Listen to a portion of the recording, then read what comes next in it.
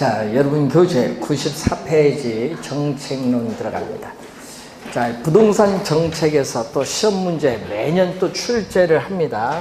자, 여러분이 우리 출제위원들이요, 우리가 출제를 할 때 매년 출제를 하는데, 근데 문제는 출제를 할 때 출제 지문은 계속 바꿔서 출제하잖아요. 그래서 올해 또 출제 또 되는 부분이 바로 요거죠. 정부가 부동산 시장에 개입을 하는 근거, 이유, 올해 또 반드시 출제를 합니다. 그래서 이걸 잘 봐야 되는데 여러 가지 이유들이 많아요. 그 중에서 시험에 단골로 나오는 지문이 있습니다. 그게 바로 시장의 실패죠. 자, 이 시장의 실패는 자원이 비효율적으로 배분이 이루어지는 상태인데, 이 자원이 비효율적으로 배분이 이루어지는 상태를 수정 보완하기 위해서 정부는 시장에 개입을 하는 이유가 됩니다. 그래서 이 시장의 실패 원인이 상당히 많거든요.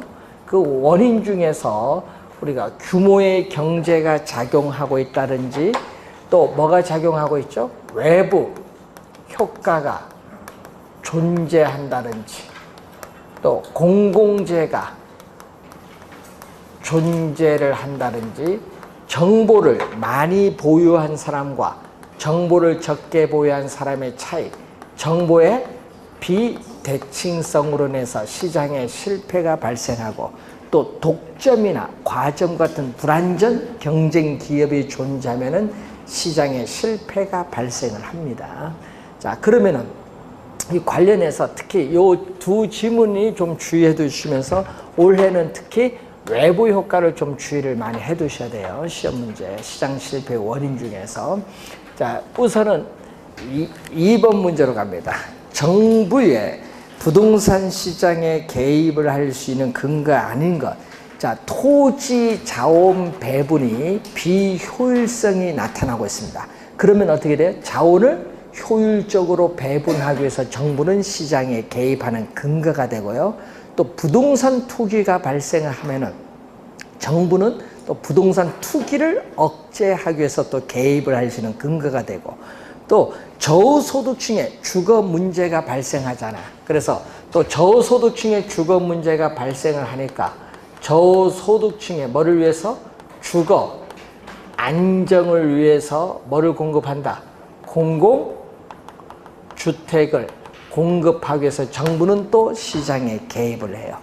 난개발로 인해서 도로라든지 상하수도 등의 기반 시설이 부족을 해지는 문제를 또 해결하기 위해서 정부는 시장에 개입을 합니다. 근데 1, 2, 3, 4는 다 개입을 하는 근거가 되는데 5번이 정답인데, 개발 부담금 부과는요, 이 부동산 정책의 목표를 달성하기 위한 정부의 시장 개입의 방법이에요. 정부의 시장 개입의 방법입니다.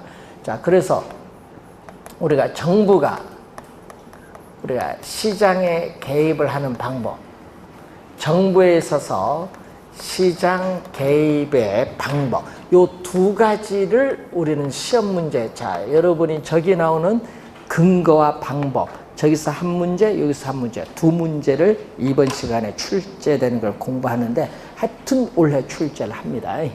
개입의 방법에 우선은 정부가 부동산 시장에 직접 개입을 해서 수요자와 공급자의 역할을 적극적으로 수행하는 직접 개입이 있고, 또 시장 기구의 틀을 유지하면서 시장의 기능을 통해서 정책 효과를 달성하고자 하는 간접 개입이 있는데, 거기에 개발 부담금이죠. 여러분, 개발 이익 환수에 관한 법률에서 개발 부담금 부과, 이것은 아까 했지만 부동산 정책의 목표를 달성하기 위한 정부의 시장 개입의 방법이지 근거가 아니라는 거. 5번 정답.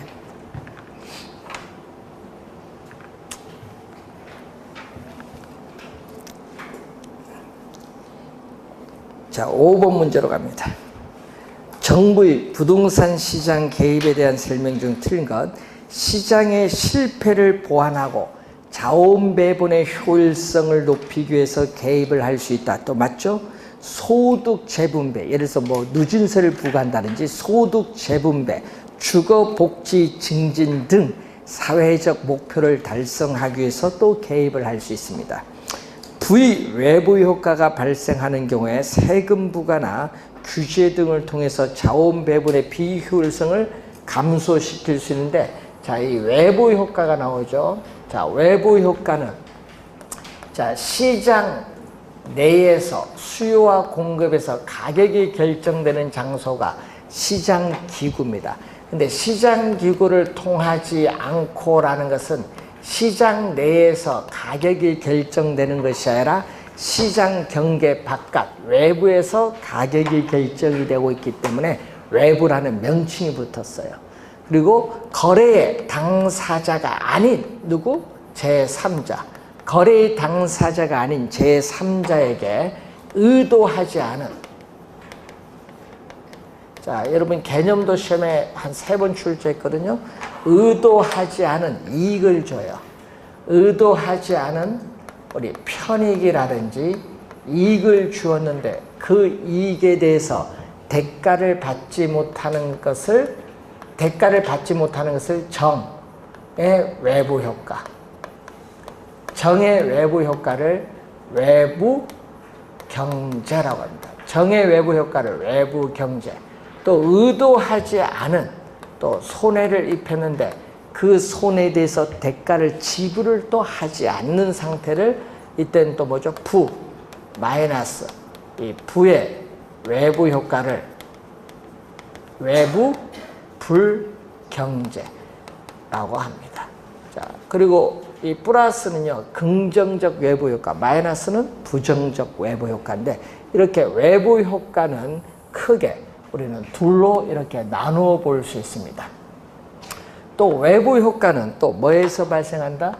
소비 과정에서 발생하는 경우도 있고 생산 과정에서 발생하는 두 가지 경우를 우선 또 생각을 해볼 수 있는데, 이때 생산 과정은 비용 갖고 따집니다. 이 사회적 비용과 사적 비용을 가지고 따지는 것이 바로 생산 과정에서의 외부 효과입니다. 자, 사회적 비용, 또 사적 비용을 가지고 우리가 따지는데, 이때 사회적 비용보다 사적 비용이 크면 정의 외부 효과, 사회적 비용이 크면 부의 외부 효과인데, 이 사회적 비용은 두 가지로 나누죠. 기업이 제품을 생산하는 데 드는 비용에다가 우리는 환경 오염물질을 한 단위 더 정화하는데 추가적으로 드는 비용, 외부 비용이 들어갑니다. 그래서 이 외부 비용이 있기 때문에 사회적 비용은 사적 비용보다 더 크다. 예를 들면 뭐죠? 우리는 환경 오염물질을 배출시키는 뭐 석탄 공장, 화학 공장 등이 들어서는 경우죠. 자, 이런 경우에 사적인 편익을 나타내는 수요 곡선, 사적인 비용을 나타내는 공급 곡선이 만나는 이 점이 바로 뭐가 되죠? 균형이죠. 균형 생산량입니다. 그런데 문제는 각 생산량 수준에서 뭐를 외부 비용을 고려한 사회적 비용, 수직거래가 외부 비용이죠. 외부 비용을 고려한 사회적 비용은 바로 이 빨간 선이에요. 그러면 이 사회적 비용까지 고려해서 생산한다. 환경 오염물질 정화하는 비용까지 고려해서 생산하면은 사회적으로 바람직스러운 최적 생산량은 이만큼인데 실제는 이걸 고려하지 않고 생산하죠, 기업은. 그래서 요 바람직한 최적 생산량보다 더 많이 이 크기만큼 뭐가 돼? 과다. 더 많이 균형 생산, 바람직한 최적 생산량보다 더 많이 과다 생산되기 때문에 사회적으로 바람직한 양만큼 생산량을 줄이기 위해서는 세금, 공장에 대해서 우리는 공해세와 같은 세금을 부과를 해야 된다. 그래서 부의 외부 효과가 발생하면은 세금 부과를 한다든지 토지 이용 규제 등을 통해서 자원 배분의 비효율성을 감소시켜야 된다. 이게 3번 지문 설명. 4번 공원 등과 같은 공공재인데, 자, 이 공공재입니다. 자, 이 공원 등과 같은 공공재인데, 이 공공재도 뭐죠? 자, 공공재가 여러분 속으로 필요함에도 불구하고 공공재에 대한 생산하는데 이런 비용을 지불하라고 하면요, 밖으로 공공재의 수요, 선호를 표시를 하지 않아요. 그래서 우리는 사회적으로 필요한 양만큼 생산이 불가능해서 뭐가 된다? 과소 생산이 이루어져. 과소 생산이 이루어지기 때문에 적정한 양의 공공재를 공급하기 위해서 정부는 시장에 개입을 할 수밖에 없다. 여기 4번 지문 설명. 과소가 포인트입니다. 5번 밑줄은 중상층 이상의 주택 소요 밑줄. 자, 최저 주거 기준을 설정하여 운영할 수 있는데, 자, 여러분이 최저 주거 기준이죠. 주택법 우리가 제5조의 2에 보면 뭐가 나오죠? 최저 주거 기준이 나와요. 자, 뭐가 나오냐면요, 인간다운 삶을 영위할 수 있도록 최소한의 질적 수준을 갖춘 주택을 공급하기 위한 기준이에요. 이 기준은 중상층 이상이 아니라 누구를 대상으로 하는 거야? 저소득층. 저소득층을 대상으로 나타나는 주택 소요죠. 주택 수요는 중상층 이상이고 중상층 이상의 주택 수요가 아닙니다. 저소득층을 대상으로 최저 주거 기준을 설정합니다. 따라서 5번 정답입니다. 자, 7번 문제로 갑니다. 부동산 정책의 필요성에 대한 설명으로 틀린 것은 토지는 공공재이므로 하는데, 토지는요 주의해야 됩니다.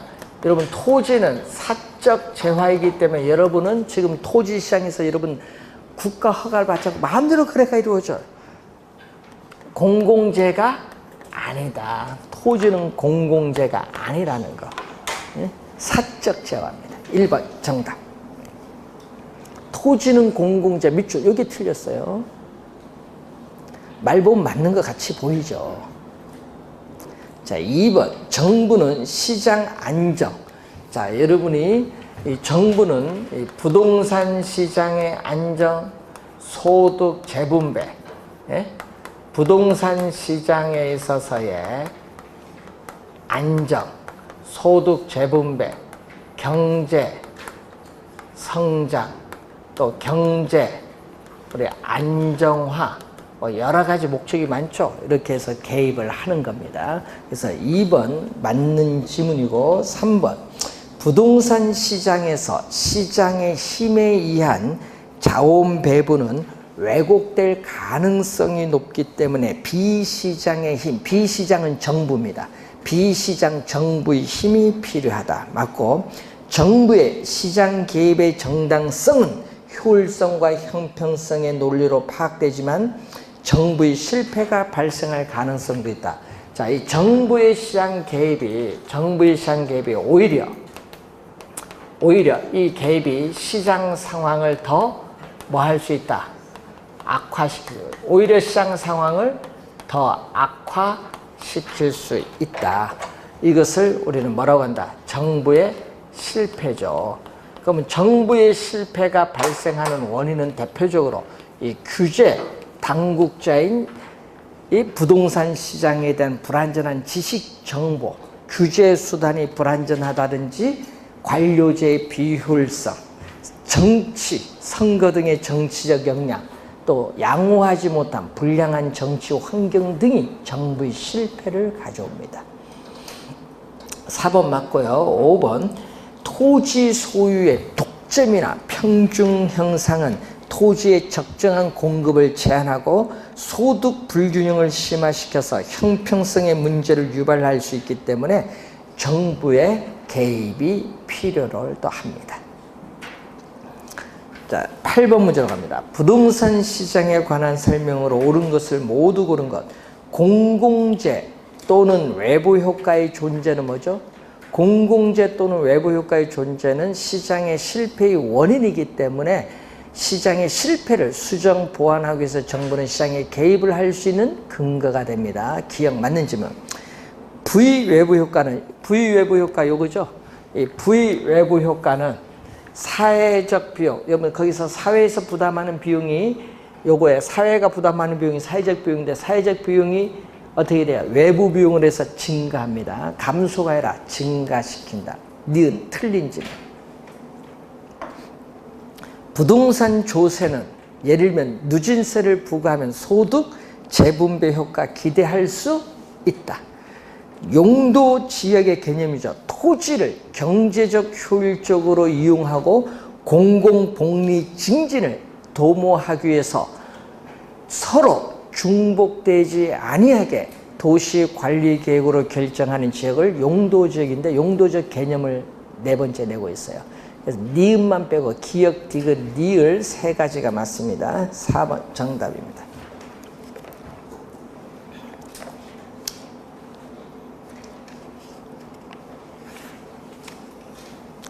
자, 10번 문제로 갑니다.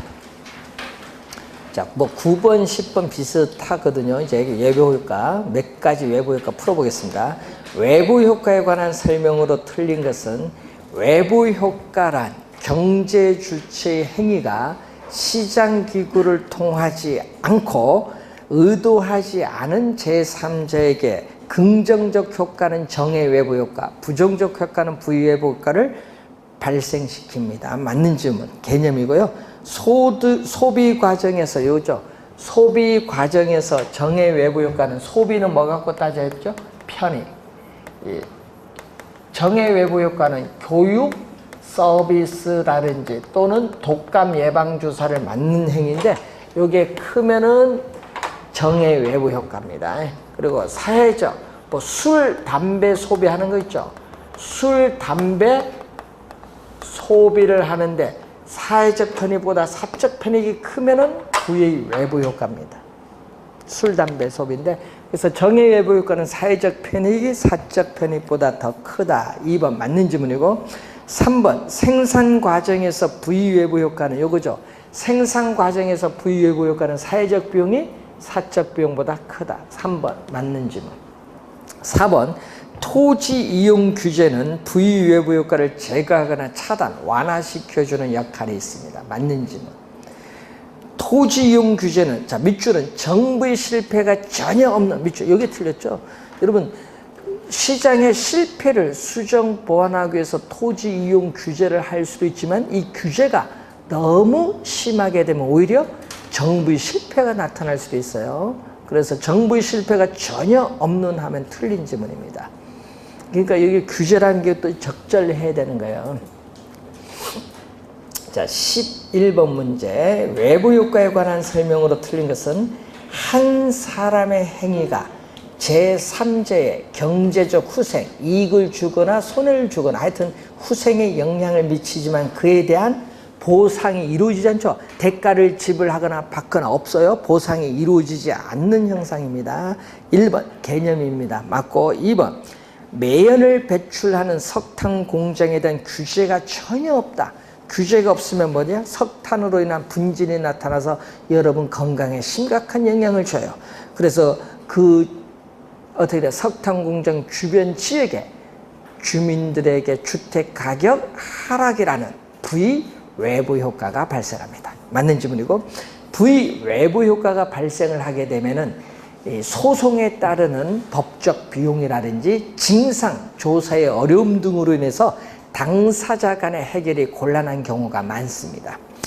부의 외부 효과를 발생시키는 공장에 대해서 이렇게 세금이라든지 부담금을 부과하면 뭐가 돼? 세금이나 부담금을 부과하면요 생산비가 상승을 해요. 생산비가 상승하면 이전보다 제품의 공급이 증가합니까? 감소합니까?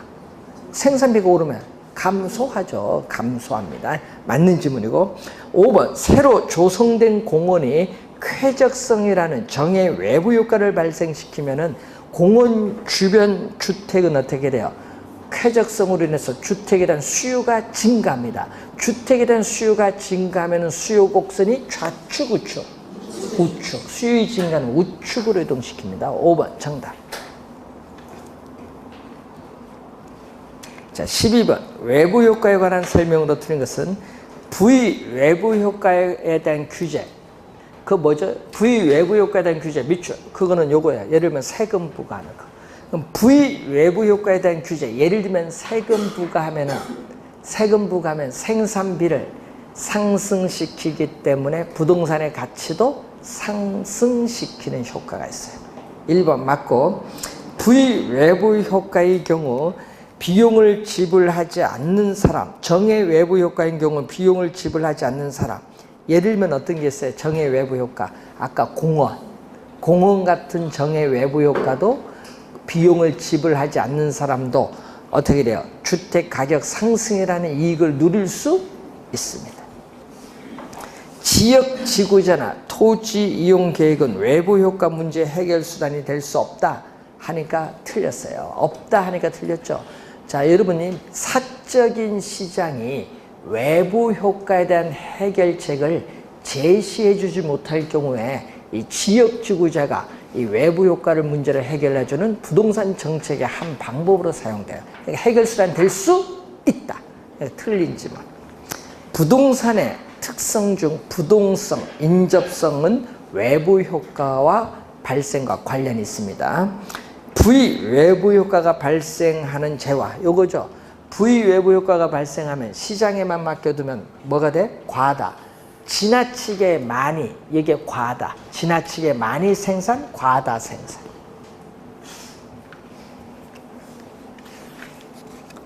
자, 13번 문제로 갑니다. 외부 효과에 관한 설명으로 틀린 것은 외부 효과는 한 사람의 행위가 제3자의 경제적 후생에 영향을 미치죠. 근데 그에 대한 지급된 보상을 제3자가 인지하지 못하는 행상. 1번 정답인데, 여러분 보상이 이루어지면 안 돼요. 보상이 이루어지지 않아야지. 그러니까 틀린 지문이죠. 대가를 지불하지도 않고 대가를 받지도 않는 거예요. 보상이 이루어지지 않는 형상입니다. 1번 정답. 정의 외부 효과는 지역 이기주의 형상으로서 정의 외부 효과는 뭐죠? Please, in my front yard. 나의 앞마당에는 공공 편의 시설이 들어오는 오케이. 이것을 우리는 PIMP 형상이라고 하고, 부의 외부 효과는 나 들어와서는 안 돼요. in my, 나의 backyard, 뒷마당에는 위험, 혐오, 공해 시설이 들어서는 안 된다. 이걸 뭐죠? NIMBY 형상이 나타나죠. NIMBY 형상. 자, 부의 외부 효과를 완화하기 위한 수단으로서 뭐가 있어요? 세금을 부과하거나 오염 배출권에 대한 거래 제도가 있습니다. 자, 정의 외부 효과를 장려하기 위한 수단으로서 보조금 지급이 있는데, 자, 예를 들어서 사적인 편익을 나타내는 수요 곡선과 사적인 비용을 나타내는 공급 곡선이 또 만나는 점에서 균형이죠. 이게 바로 균형 소비량이에요.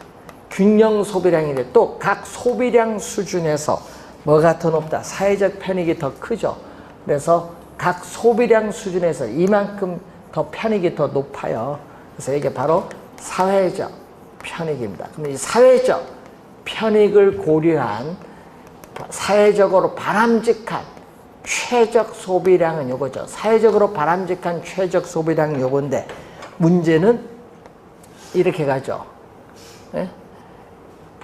실제 더 적게 소비되잖아요. 그 이만큼 뭐가 돼? 과소. 사회적으로 바람직스러운 최적 소비량에 비해서 과소 소비가 되니까 소비량을 더 최저까지 늘려주기 위해서는 국가는 여러분 독감 예방주사 맞을 때 교육 수업에 대해서 뭐를 지급한다? 보조금을 지급해요. 또 기술 혁신에 따라서 또 기술 파급 효과를 사회적 비용이 줄어드는데, 여기도 뭐가 돼? 과소 생산되니까 생산량을 바람직한 양만큼 늘려주기 위해서 또 보조금을 지급하는 거고, 여기는 술, 담배를 또 사회적으로 바람직스러운 소비량보다 더 많이 과다 소비하니까 또 소비를 줄이기 위해서 또 뭐를 부과한다? 세금을 부과하죠. 주류세, 담배 소비세를 부과하는 겁니다. 자, 개념 잘 아는데 보조금 지급은 뭐다? 정의 외부 효과. 5번 공장이 설립된 인근 지역에는 당해 공장에서 배출되는 폐수 등으로 인해서 뭐가 발생하죠? 공장 부의 외부 효과가 발생할 수 있다. 5번 맞는 질문입니다. 자, 공공재로 갑니다. 공공재에 관한 설명 중 옳은 것은 소비에 있어서의 비경합성이다. 공공재의 특성. 공공재는 이 두 가지 특성을 갖추어야 공공재인데, 자, TV. 자, 여러분, TV 방송 시청을 해요. 본인이 시청을 하면 다른 사람은 또 이익이 줄어드는 것이 아니라 다른 사람도 똑같은 드라마 보면서 만족 똑같이 얻어요. 예? 그래서 어떻게 돼요? 소비의 역을 뭐라고 한다? 비경합성. 경합이, 소비에 있어서 경합이 일어나지 않고요. 공동 뭐 한다? 소비를 하는 거예요. A 맞죠? C 보세요. C를 봤더니 뭐가 나오죠? 그 박스에 모든 소비자에게 균등 배분된다. 모든 소비자에 균등 배분된다는 것은 소비의 뭐다? 비배제성을 얘기해요. 비배제성. 균등 배분된다. 뭐 국방 같은 거. 자, 국방 서비스인데, 자, 이런 본인이 소비를 한다고 해서 다른 사람이 소비 배제시킬 수는 없죠. 다른 사람도 똑같이 거기에 대해서 국방 서비스 혜택을 얻고 있어요. 자, 그래서 이러한 소비의 비경합성, 비배제성으로 인해서 공공재는 뭐를 가져온다? 우리는 공공재를 사용하는데 아무런 대가를 지불하지 않고 뭐를 공짜로 이용하고자 하는 뭐가 발생하죠? 무임승차자 문제가 발생하네요. 공공재는. B 보면요. 시장 수요 곡선은 개별 수요 곡선 수직의 동그라미. 수평이 아닙니다. 여러분, 사적 재화는 개별 소비자들의 수요량을 수평으로 다 더해줘서 시장 수요를 구하는데 수평인데 공공재는 아니에요. 공공재는 사적 재화가 아닙니다. 자, 예를 들어서 도로 주어졌어요. 도로 주어졌어요. 그럼 주어진 우리 양을 소비자들은 그 양에서 다 수직으로 다 더해줘. 수평해라. 주어진 양에서 수직으로 수요량을 다 더해줍니다. 공공재는. 그러니까 수평이 아니라 뭐죠? 수직이라는 걸 꼭 명심하도록 합니다. 5번 정답. 자, 15번 공공재에 관한 설명으로 틀린 것은 공공재의 소비에는 두 가지 특성, 비경합성, 비배제성이 있고 공공재의 공급을 사적 시장 기구에 맡기면요. 공공재에 대한 수요, 선호를 표시하지 않기 때문에 사회에서 필요한 양만큼 충분히 생산하기가 틀렸어요. 사회에서 필요한 양만큼 충분히 생산이 불가능해. 생산이 불가능하기 때문에 과소 생산 공급되는 경향이 있습니다. 2번 정답. 공공재는 일반적으로 정부가 세금이나 공공기금, 예를 들면 주택도시기금 있죠. 공급하는 경우가 많고요. 공공재, 예를 들면은 공공재, 도로, 공원 등의 공공재는 외부 효과를 유발하는 경우가 많아요. 도로 신설되거나 공원 조성되면은 주변 부동산 가격이 오르는 외부 효과 발생할 수 있습니다. 잘 보존된 살면, 살림은요, 사적 재화예요. 사적 재화인데 여러분에게 뭐 살림 보호해주면은 어떻게 돼요? 쾌적성이라는 사회적 효용을 제공해줘요. 그래서 보존을 잘 해야 돼. 그래서 잘 보존된 살림을 우리 뭐라고 한다? 잘 보존된 살림은 사적 재화이면서 공공재료가 아니에요. 공공재적인 성격을 가진 재화이기 때문에 우리는 보존을 될 수 있는 대로 해야 된다는 거죠. 요즘 말이 많은 게 태양광 사업이거든요. 농촌에. 태양광 사업을 하면 우선 우리는 산이 많아요. 70%나. 그럼 뭐를 깎아야 돼? 예? 뭐 나무를 깎든 택지를 조성하든 평평하게 해야 될 거 아니에요. 경사지면 미친 짓을 하고 있어. 한번 여러분 택지를 조성하든 나무를 베면요. 그거 원래대로 복구, 토지는 복구 안 될 거고 경사진 토지는 예? 평평에 가면은 그리고 베면은 그거 어떻게 돼요? 회복하는데 몇십 년이 가잖아요. 그걸 지금 하고 있는 거야. 미친 짓이지. 우리나라는 태양광 사업 안 맞습니다. 예? 우리나라 근데 그걸 하고 있어요. 땅이 많은 국가나 많은 거지. 사막 그런 데나 하는 거지. 우리나라도 상당히 이게 이제 나중에 문제가 생겨요. 예? 함부로 개발하면 안 되는 거예요. 그러면. 예? 그래서 그런 게 우리가 아까 전에 잘 보존된 산림 여러분에게 막 주는데 그런 걸 함부로 막 하니까 어떻게 돼요? 요즘 이렇게 무더위가 오는 거예요. 함부로 개발하면 안 돼요. 개발은 온난화 현상을 가져오는 주범이에요. 항상. 환경 파괴는. 자, 16번으로 갑니다. 토지 이용 규제의 대표적 수단인데, 자, 토지 이용 규제는 뭐죠? 자, 토지 이용 규제는 사회적으로 바람직스럽지 못한 토지 이용 활동을 바람직한 방향으로 유도시켜주기 위한 법적 행정적 조치를 취해주는 걸 말하는데, 이 지역지구제는 토지 이용에 수반되는 부의 동그라미, 부의 외부 효과를 제거하거나 완화시킬 목적으로 지정하죠. 자, 토지 이용 규제의 대표적 수단이 우리는 지역, 지구제나 개발권, 양도제, TDR인데, 자, 지역 지구제를 실시하는 목적은 우리는 부다. 이 시험 문제는요, 플러스로 마이너스 그런 정이 아니라 부라는 거. 부의 외부 효과를 제거, 감소시킴으로써 한정된 토지를 합리적, 효율적으로 이용하는 데 있습니다. 1번 맞고요. 2번 지역과 지구별로 건축물에 있어서의 용도라든지 종류 및 규모 등을 우리는 제한하고 있습니다.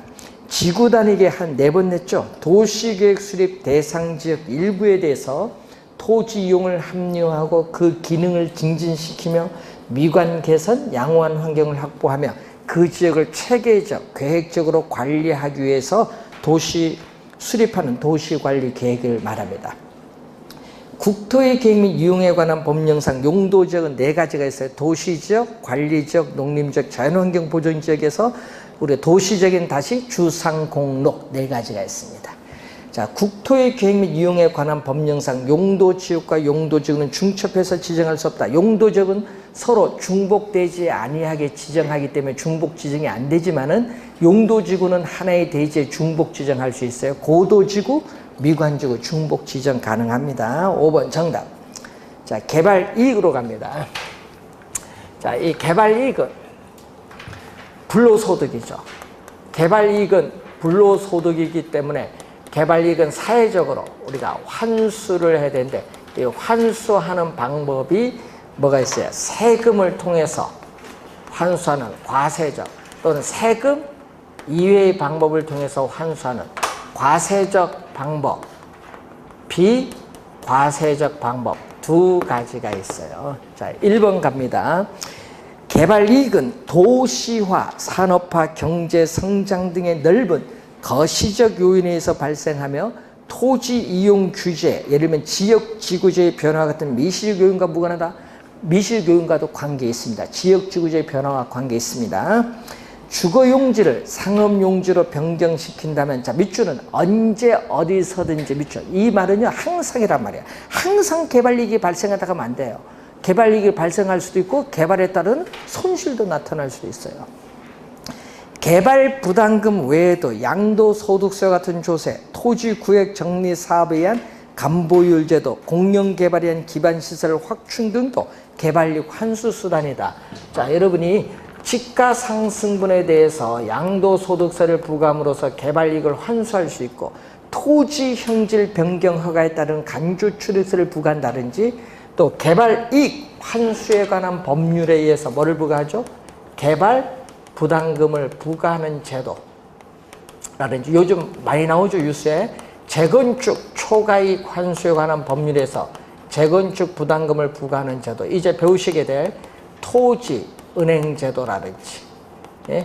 그리고 환지 방식의 개발에서 나타나는 감보율 제도라든지, 자, 공영 개발 또는 수익자 부담금 제도, 이렇게 비과세적 방법은 여러 가지가 많습니다. 자, 3번 정답이고, 수도권 정비계획법에 의한 과밀부담금은 개발 이익 크기에 따라 부담금 액수가 달라지므로 개발이익 환수수단, 과밀부담금은 개발이익 환수수단이 아니라 수도권의 인구가 집중됨으로써 도시 규모가 과밀되는 것을 막기 위해서 부과하는 거예요. 그래서 틀렸고, 공공의 개발 사업자, 예를 들면 LH가 토지를 개발할 때는 개발이익을 발생하지 않는다? 개발이익을 발생시킵니다. 그래서 개발이익이 발생 주로 한다. 틀린 질문 18번. 그린벨트 개발제한구역 지정의 긍정적 효과가 아닌 것. 자, 우선 1번은 시험에 많이 나오죠. 도시의 무질서한 확산, 팽창을 방지하기 위해서 개발제한구역을 지정하죠. 예? 2번, 도시의 수평적 확장을 억제하여 대도시 주변의 경작지나 녹지 훼손을 방지하기 위해서 지정하는 목적이 있고, 대도시와 중소도시 사이에 개발제한구역이 가로막고 있기 때문에 도시 연담화, 도시와 도시가 대도시 중소도시를 연결하는 현상을 방지합니다. 촉진하는 것이 아니라 방지한다는 긍정적 효과가 있어요. 3번 정답. 또 개발제한구역으로 지정되면 도시의 개발 가능 토지가 점점 줄어들어요. 줄어들면서 인구가 또 완화돼, 인구 증가가 완화되면서 도시 내 토지를 고밀도, 높은 밀도로 이용하면서 한정된 토지를 효율적으로 이용할 수 있도록 해줍니다. 3번 정답이 되겠고요. 자, 19번 토지은행 제도인데, 자, 직접 개입에 있어서 토지 비축 제도를 토지은행 제도라고 합니다. 토지 비축 제도를 토지은행 제도, 그리고 공영 개발 라든지 토지 수용이라든지 또 공공 주택 공급, 분양가 규제, 임대료 규제, 도시 개발 사업 뭐 많죠. 자, 토지은행 제도는 2009년 2월 공공 토지의 비축에 관한 법률이 국회에서 통과되면서 우리나라에도 공공토지를 비축하는데 시험 문제는 하여튼 개념을 많이 내죠. 개념. 그래서 개념을 하여튼 단골인데, 비축을 하는 것은 항상 현재가 아닌, 뭐를 위해서 비축? 미래를 위해서 비축을 한다는 걸 항상 염두에 두시면서 우리가 공부를 하시면 되겠죠. 자, 그러면 1번 공공이 장래에 필요한 토지를 미리 확보하여 보유하는 제도 개념이 나와 있고요. 2번, 3번은 장점이에요. 토지은행에 있어서의 장점, 단점이 지금 나오고 있습니다. 장점은 거기 2번에 보니까 토지 미리 매입을 통해서 장래에 필요한 공공시설 용지를 적기에 저렴한 수준으로 공급할 수 있죠. 왜? 미리 저렴하게 토지를 매입을 하기 때문에 공공용지를 우리는 또 확보를 해서 적기에 공급할 수 있고, 또 어떻게 돼? 저렴하게 토지를 매입해서 민간에게 비싼 가격으로 매각을 함으로써 개발 이익을 또 사회적으로 환수할 수 있는 장점이 있어요. 또 개인에 의한 무질서하고 무계획적인 개발을 막을 수 있기 때문에 도시계획 목표 달성에 기여할 수 있다. 요거 2번, 3번은 장점이고요. 4번은 당점입니다. 단점. 적절한 투기 방지 대책이 없이 토지를 대량으로 매입을 할 경우에는 주변 지역에 집가를 앙등시킬 우려가 있고 투기를 발생시킬 수도 있는 문제점이 있고, 또 미래 용도가 불분명할 경우는 정부 스스로 투기자가 될 수도 있고, 또 매입 시와 매각 시까지 오랜 기간 동안 보유하면서 관리를 해야 되는 문제점인데, 또 가장 큰 문제점은 토지를 대량으로 매입을 하는데 돈이 들어갈 거 아니에요. 토지 매입 비용 부담이 뭐 한다? 예? 증가를 한다는 또 문제점이죠. 토지 매입 비용이 많이 들기 때문에 매입 비용 부담이 증가합니다. 자, 5번 토지 양도 의사 표시가 전제된다는 점에서 토지 수용 제도보다 토지 소유자의 사적 권리에 대한 침해 정도가 뭐다? 가장 크다. 크다 하니까 틀려요.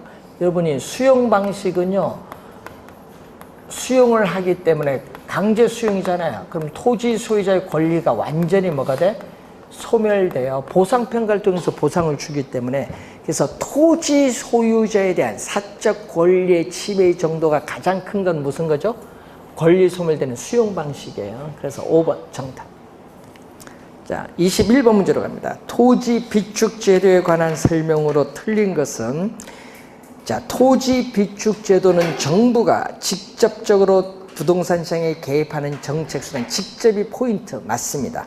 토지 비축 제도의 필요성은 토지의 공적 기능이 확대됨에 따라 커질 수 있고, 토지 비축 사업은 토지를 사전에 비축하여 산업단지 조성 같은 장래 공익사업의 원활한 시행, 또 토지시장 안정에 기여할 수 있고, 토지 비축 제도는 사적 토지 소유의 편중 형성으로 인해서 발생 가능한 토지 보상 비용 등의 높은 비용 문제를 완화시켜 줄 수 있죠. 왜냐하면 저렴한 토지를 미리 매입을 하잖아요. 그래서 미래의 용도를 위해서 미개발된 토지를 저렴하게 대량으로 매입해서 미래 적시에 공공시설 용지 공급해 주거나 또는 민간에게 비싼 가격으로 매각 임대하는 제도를 말하죠. 그러다 보니까 비축 대상 토지에, 여러분 비축 대상 토지에 비축의 목적에 따라 수요 공급 조절령이 있어요. 수요 공급 조절령은 지금 나오는 토지 시장의 안정을 위해서 수요 공급 조절령으로 비축하는 경우 있고, 또 산업단지 조성, 아까 공익사업의 원활한 시행과 관련해서 공공개발용으로 또 우리 비축을 해요. 자, 5번 공공토지의 비축에 관한 법령상 비축토지는, 자, 밑줄은 각 지방자치단체에서 직접 관리, 밑줄.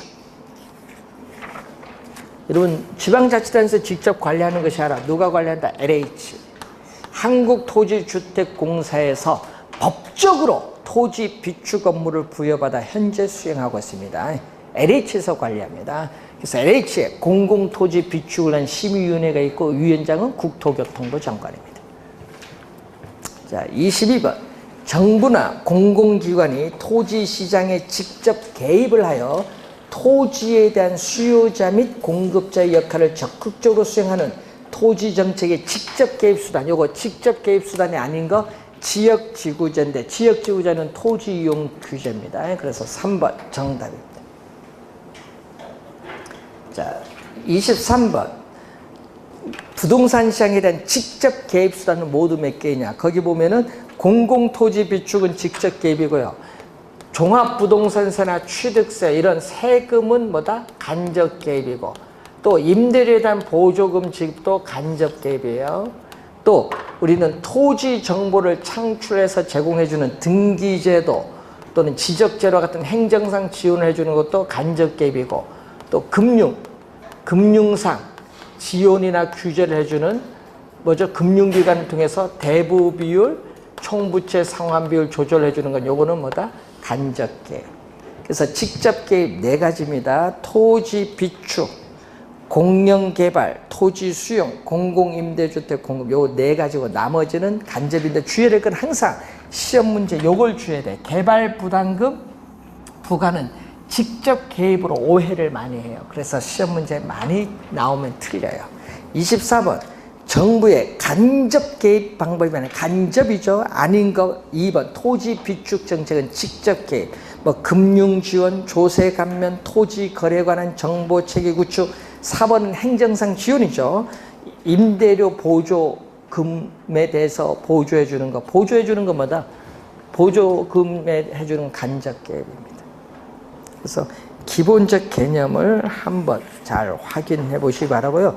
하여튼 여러분 부동산 정책의 목표를 달성하기 위해서 정부가 부동산 시장에 개입을 하는 방법은 정책 수단을 얘기하는데, 이 정책 수단 5개 놓고 또 묻는 문제를 출제할 수 있는데, 그에 관련된 문제는 잠시 쉬고 설명하겠습니다.